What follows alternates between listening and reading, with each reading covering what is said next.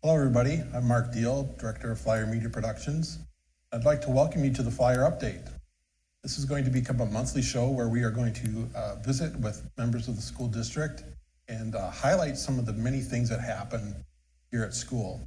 Joining me today are Superintendent Greg Johnson and School Board Chair Sharon Ballou. Welcome, Greg and Sharon. Thank you, Mark. Thanks, Mark. Well, last night you had a school board meeting. Let's just do a quick recap of the meeting and what were some of the agenda topics that came up or presentations that you would like to touch on. Well, with the school board meeting, the first thing that was unusual was it lasted 2 hours. We usually are done a lot sooner, but we had some fantastic presentations, a lot of information shared, and we needed to go over a lot more on the budget than we usually have to. So that was part of it. We did have a couple speakers that shared some very positive comments that I appreciate very much, and hopefully we'll keep going forward with positive comments from the community. But if there is a concern, they can contact the school district office or any of the school board. Great. Yeah, thanks for that, Sharon. I think it, hearing from Nate Swenson, our middle school principal, about some changes happening at the middle school from a modified cell phone procedure that they'll implement this coming year, I think is really exciting and beneficial for students and staff. Mr. Swenson also talked about a program called Character Strong that I think will really be a great program for us to test run at the middle school to support the mental health and wellness with our middle schoolers. As Sharon indicated, every school year, the school district has to approve a school year budget.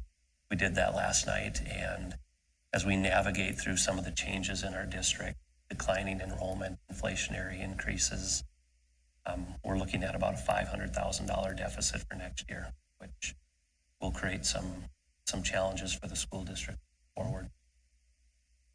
I think we covered it. I think that was a pretty good recap for that. I'm very excited about the changes that Nate's bringing, especially the Character Strong.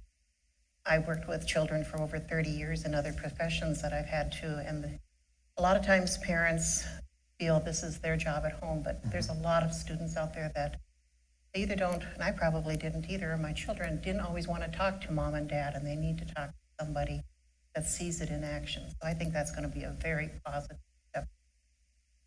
Yeah, so you also had one other special guest there last night to present some work that he'd been doing on behalf of the district. You want to talk about that a little bit? Yeah, kudos to Representative Ron Kreischer. Ron was present with Mr. Diehl and Mr. Bjorgi to talk about a transportation academy and pathway legislative appropriation for our school district, which is really unique and special. And I want to highlight that. You don't see that every day where the legislative session comes out with an appropriation for a school district. So Ron did a fabulous job talking about how we can create some opportunities under the area of transportation. And I think maybe it's a good lead-in for you, Mark, to touch on that briefly for folks. Sure. So our transportation pathway is really going to revolve around aviation and CDL training. And so we've got some simulators on order, a full motion airplane simulator, and we'll also have a complete, not a complete truck cab, but a full manual operated CDL simulator coming, which will be really exciting for our kids. And so we're excited for Peter Masterjohn, who will be teaching our aviation courses for us, and we're still working on lining up exactly who's going to teach the CDL course, but those will be exciting opportunities for our kids. And I think there's going to be a huge wow factor when those kids walk down that hall this year and they look in that room and they go, what in the world is that? So yeah, that'll be fun. Well, that's one of the things the community has been stressing for many years, to bring vocational opportunities back. Maybe not to be a vocational school, but to give our students a chance to try things before they invest thousands of dollars in going to school for something, right, and then find out this isn't what I thought it would be. Great. So it's a good sampler. Yeah, very good. Well, I wanted to take a little bit of time and just look back on this past year and think about what were some of the highlights for you on the 22-23 school year? Well, Sharon, for you wanna go me, first? being on the committee and interviewed a number of people, and we're lucky enough to locate Mr. Johnson, and he even luckier that he agreed to come and be with us this year. That was definitely a highlight. That was a good kickoff for us for this school year. I hope I haven't created too much of a rocky school year for folks, but no, I think it's been from a new superintendent standpoint, it's been a wonderful place to be. This school district is full of an incredible number of positive people that support the schools, from residents to community members, business partners, and parents. And you can't help but not mention our staff. We have a very dedicated group of staff members, from teachers, paras, support staff, kitchen staff, custodians, that are here for the right reasons. And I've worked in a number of districts, and I feel like each new district that I've had the opportunity to work in just gets a little bit better. And Little Falls has definitely been the case. Last night, Mr. Swenson used a term that I hadn't thought about, but it's one that I think the community needs to think about. It was stakeholders. And you don't have to have a student registered in our district.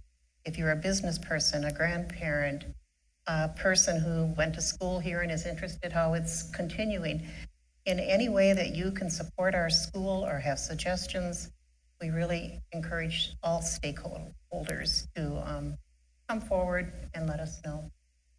I like that term. That is a great term. That's a great term. You had a chance, Greg, obviously, to take part in a couple of firsts for you, Day of Caring being one of them. You want to talk a little bit about that? Yeah, I'd heard a lot about Day of Caring, and to experience it for the first time was really exciting. And when you talk about giving and you talk about community partnerships, I don't know that there's a better example of that than Day of Caring. I realized that our students get out into the community and support our residents. I wasn't quite aware of the amount of community support that exists within Day of Caring. That was incredible to see, and very proud to be a part of something like that. I also want to touch on, too, something that I think we're all very excited about when you think back to a highlight of this past school year, is the opportunity to collaborate and partner with the city of Little Falls to address a significant need in our community, and that's childcare. And we, as a school district, and I'm very proud of the school district to have the forward thinking and ability to see the worthiness of the investment, to be able to partner and say this is something that we feel is right for our community, certainly good for our students, a need that our children and families have within our community. So really exciting to see the progress that's being made on this partnership. And I think the potential that exists to help families and to draw people to our school district is really one of the main goals of that whole project. Great. So those are some of the highlights. What did you learn this year? To listen more. Listen to all the stakeholders, whether it's a student in the school, to the parent, the grandparent, business person. I guess I always thought I was a good listener, but I'm finding that there are a lot more people that said, well, I didn't think anybody would care because I don't have a student anymore. And we do. We know you care, and we care about your opinions. I need to make sure that all of us continue to communicate. Our communication, if we don't have that, we're going to lose on so many. Greg? One thing that really stood out to me is the importance, and it aligns with what Sharon said, is the importance of student voice as well. We participated in strategic planning, and there were some other examples of this as well, but every time I'm involved in interaction with students, to hear their thoughts and ideas and how they feel our district is doing, and the positive things that they enjoy about what happens at school and the ways that we can improve. I feel like I learned so much more. And being new to this district, the student voice really helped me better understand some of the great things that we're doing and some things we want to work on. you mentioned strategic planning. Can you talk a little bit about that process and what that's been, kind of where the district is at in that process right now? Bottom line, strategic planning aligns with what Sharon was just talking about, and that's listening. And it starts with really bringing in stakeholders throughout your school district that can give you a good perspective on how you're doing. And so we spent a lot of time listening to folks, gathering data, asking folks to complete surveys to tell us those things that we're doing well and things that we need to improve. So that process took quite a bit of time because it was in the winter months. Weather got in the way more than once. But I feel like we ended up with a great needs assessment of where our district is at. We convened a group of about 50 to 60 stakeholders that met a couple of times and took that information and pulled out the key priorities. And we've been able to identify 4 areas in rank order that are really the most important for us to focus on. And those are teaching and learning, finance and facilities, communications and marketing, and then mental health and wellness. And as we are in the process of fine-tuning our goals and then developing the action items, I look forward to bringing that information to the board, to our staff, and to our community for approval. That will drive the work of the district for the next 2 to 3 years. That's great. Is there one area of that plan that gets you a little bit more excited than another? I have a tendency to get excited about teaching and learning. That's the most important thing that we do in a district, is to ensure that our students are achieving, that are meeting the outcomes that our board expects, our state expects, and our parents expect. And so for us to really hone in on what those needs are under student achievement, I'm excited about. I know it's going to take a lot of work, but I'm really excited about what the outcome will be, and that's student success. And I feel like we have the right people involved, from the board to our administrative team to our teachers and staff, to make that work happen. That'll be exciting to see what comes from that, and all. There's no doubt that there will be a lot of work involved with that, but it'll be exciting to see those outcomes, results from all of that hard work planning. That's going to that. One thing that changed on the school board this year, and I'll give Mr. Johnson the credit for that, is every school board member was assigned to a building. And then for myself, I am at the middle school, so I try to meet with Mr. Swenson at least once a month. During the storms, like was mentioned earlier, some of those meetings got pushed aside, but we still stayed in contact through emails, whatever like that. And then I was able to actually go and sit in some classrooms and observe teachers and students. And it was quite a learning experience for me on that. And just like Greg said, listening to the students, and their perspective sometimes is way more enlightened than I, as a person just walking in off the street, or a parent or grandparent that has children in the buildings. The way I see it and the way they see it is so much. Sure. And they're the ones that are here. They're the ones that are the most important. Right. Oh, it's great that each of the board members is out in the buildings a little bit. A nice touch that Greg's brought a little fall. Just gives. And then we teach each other at the board meetings. We have a director's report, and a lot of times, like the board members will come and they will mention things that are happening in CEC or Lindbergh or Lincoln that we never would know about. Right. So it's a nice inside track. Sure. As we look ahead to the 23-24 school year, what excites you about the upcoming school year? Seems like we just got done with this one. Now we're already. I didn't think we were done yet. It seems, one thing I think that a lot of people have the misconception of is when the doors close in June, that the teachers have 3 months off and then they come back and everything is just back. There's many teachers that are teaching through the summer. A lot of activities. Almost every building has something going on with students in it and activities and such. So that part never really changes, and I don't think people realize the year-round dedication that our staff has, whether it was working in the garden and getting our garden produce ready for use in the fall, and the other ways that they help with sports and such throughout on it that way. You know, I've often heard, and we can all relate to this, that one of the few things you can count on is change. And we saw a significant amount of change take place in our district last year.